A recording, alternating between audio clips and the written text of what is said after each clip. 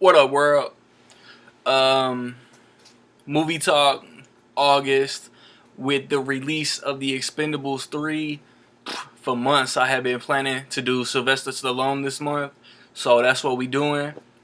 In addition, I'm gonna do a movie talk on Robin Williams. Consider it a bonus. It's not gonna be September, but with the passing of Robin Williams, he was so fucking near and dear as an entertainer to every movie fan. I'm gonna talk about Robin Williams in the coming weeks. Hopefully next weekend. Y'all can consider Ants number 11, and I literally just cut Ants off the list because Stallone isn't the man in the movie. You know what I'm saying? It's Woody Allen, J Lo, then Stallone maybe. And I feel like Ants is like DreamWorks' most underrated cartoon. It was Ants is really what led to Shrek. Let's get into the list, man.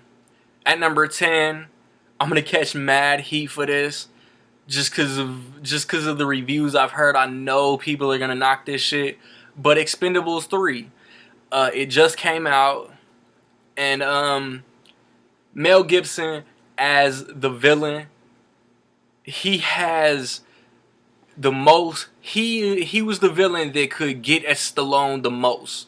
Barney Ross, the leader of the Expendables. I'm not gonna spoil anything because it's only been out for a week. But as far as villain, I think Mel Gibson was the best villain, barely edging out Jean-Claude Van Damme for me.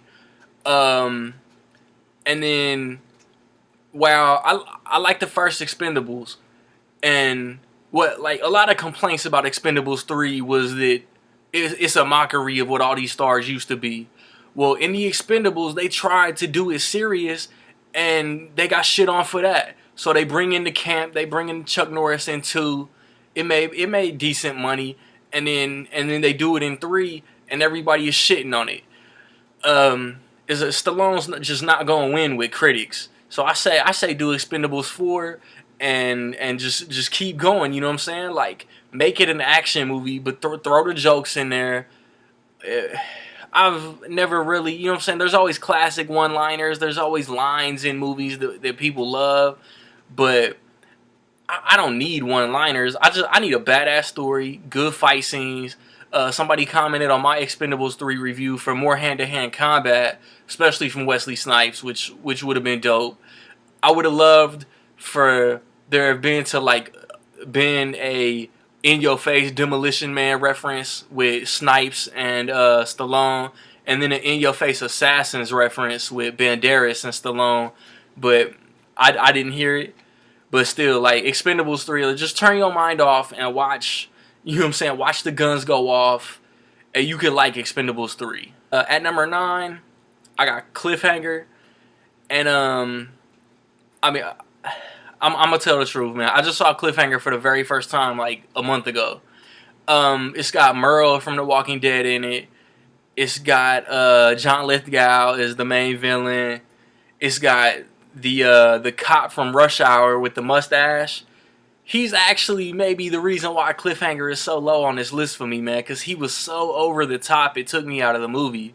Stallone did his thing, and it wasn't the typical whooping motherfuckers' ass, shoot 'em up, bang. It was, you know what I'm saying, it was a little more technique and a little more skill to that shit. Some stuff happened at the very beginning of the movie that he's carrying it with him, and he basically has to overcome. At number 8, I got Assassins. It's 1995, Sylvester Stallone, Antonio Banderas, Julianne Moore, directed by Richard Donner. So you know Richard Donner, man, you're going to get some story. You're going to get some substance. And once again, it's just not Stallone just running around breaking motherfuckers' necks. He's an assassin. And he's an aging assassin. I think he's trying to save money, or he's doing something to where he's trying to get out the game or some shit like that. And Antonio Banderas, young hotshot.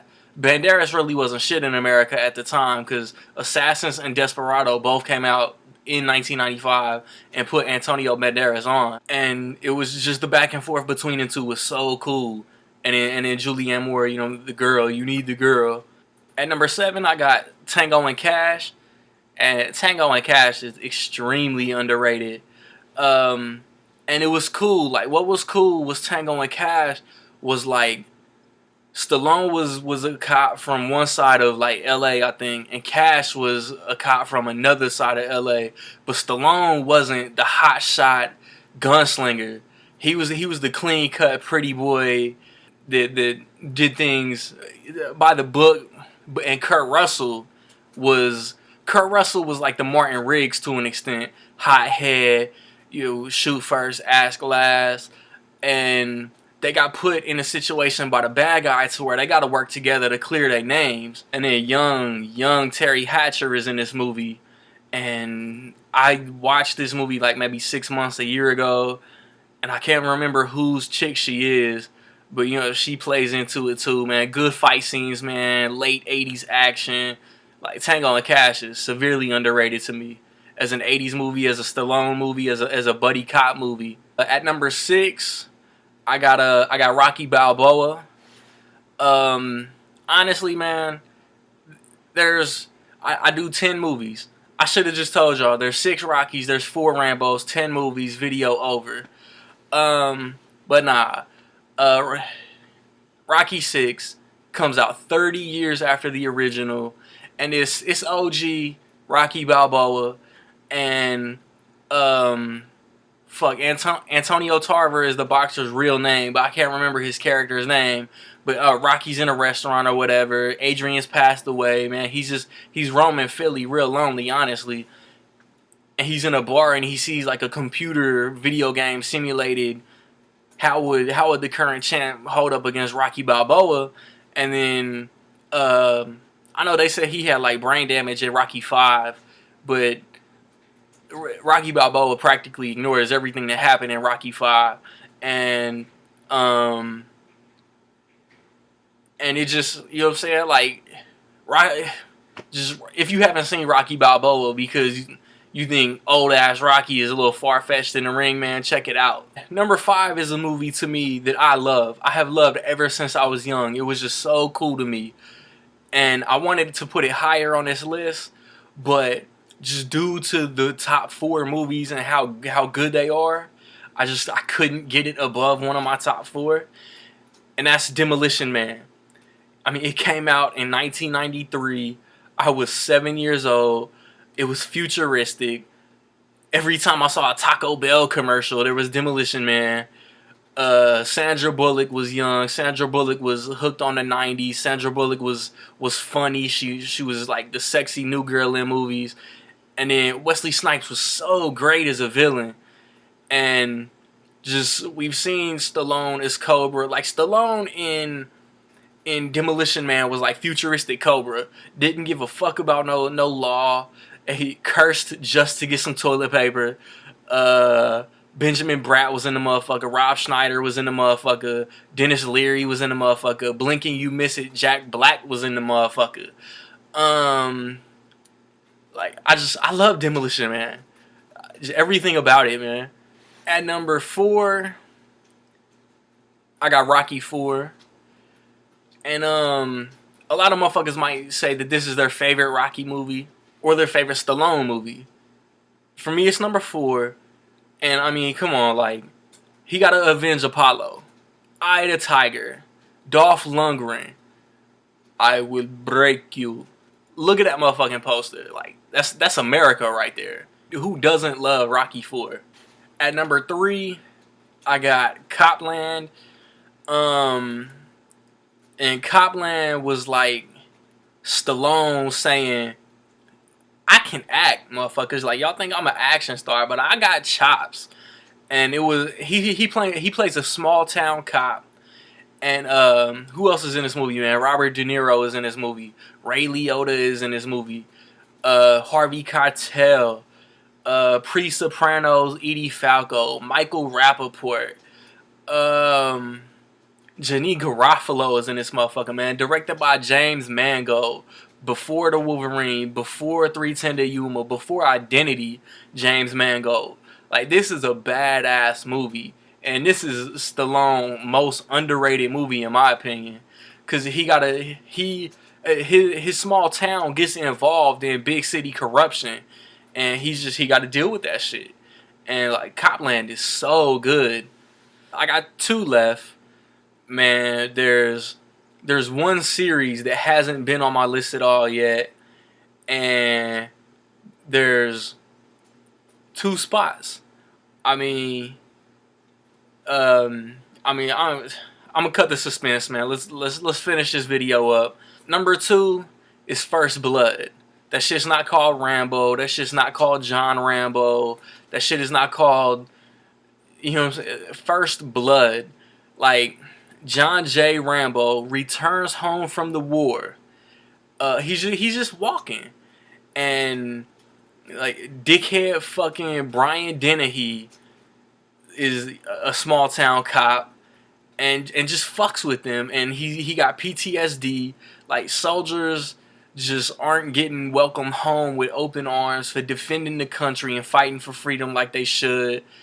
And it's the only Rambo movie that's more story than action.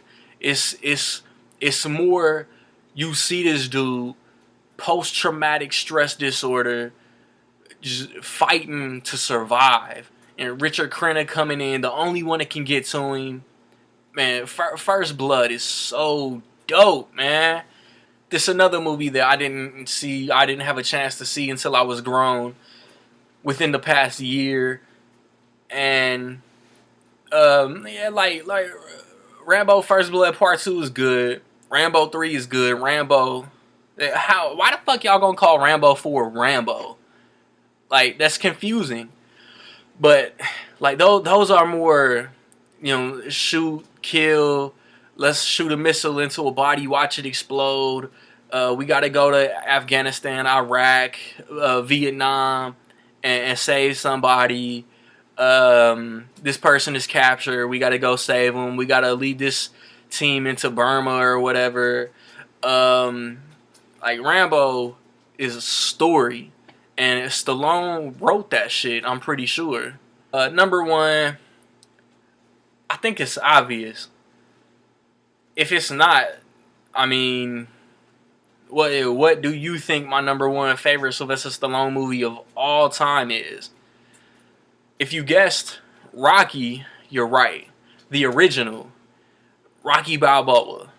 The young, up-and-comer, just not even really an up-and-comer, man. He's just a young boxer, and he really ain't shit. He meets Adrian, Talia Shire, Burt Young, and Burgess Meredith played Mickey, his trainer. Apollo Creed is the world champ, and he needs somebody to fight. So, you know, let's pick just a random dude off the street. You gonna get a world title shot. And then Apollo Creed is sleeping on Balboa. He gives him a run for his money. But this is what makes this movie fucking dope, man. Spoiler alert if you haven't seen Rocky. It's almost 40 years old. How have you not seen Rocky? The title character lost. The main character lost the fight. Stallone wrote this shit. He shopped it to studios with the stipulation that he has to star in it. It made him who he is. This motherfucker won the Oscar for Best Picture. This movie did so much for boxing movies. Think about it. Without Rocky, do we have Raging Bull? Do we have Cinderella Man? Do we have Play It to the Bone? Do we have Ali? Do we have Sylvester Stallone if this movie doesn't get made? Like, it just... And the next... You know what I'm saying? The sequel, 4 out of the 5 sequels are good. Rocky 2 is good. Rocky 3 is good. Rocky 4 is great. Rocky 5 doesn't exist to some people. And then Rocky Balboa is damn near great too. Carl Weathers, Burgess Meredith, Talia Shire, Burt Young, man. Like, this cast is dope. What's his name? John G. Avildsen, who... He directed Rocky 5, so he fucked that up. But he went on to direct The Karate Kid. Man, Rocky had done so much for movies, man, for sports movies, for cinema in general, man, for Philly. Yo, man, so, like, tell me what your favorite Sylvester Stallone movie is. Give me 5. You know what I'm saying? The Specialist. Like I said, Ants, Expendables 2, Bullet to the Head, Stop or My Mom Will Shoot, Oscar. I'm playing with some of them options. The Ants is my number 11, man. I wanted to fit Ants on this list and just couldn't do it. Like I said at the beginning, man, my Robin Williams movie talk is on the way. I got reviews coming for When the Game Stands Tall, possibly The November Man next week. My Sin City, A Dame to Kill For review should be posted. Check for that. And if you following my movie page on Instagram, at Everybody Loves Randy's Movies, you know what I'm saying? Due to my fucking nitpicking, not really nitpicking, but like glare, framing, you know what I'm saying? No frames, no filters, and just like some shitty ass pictures, man. I'm redoing everything. So, you know, give me some time. I estimate just over a month. So beginning of October, I should be finished. You know, hit me on the various social medias, man. Peace.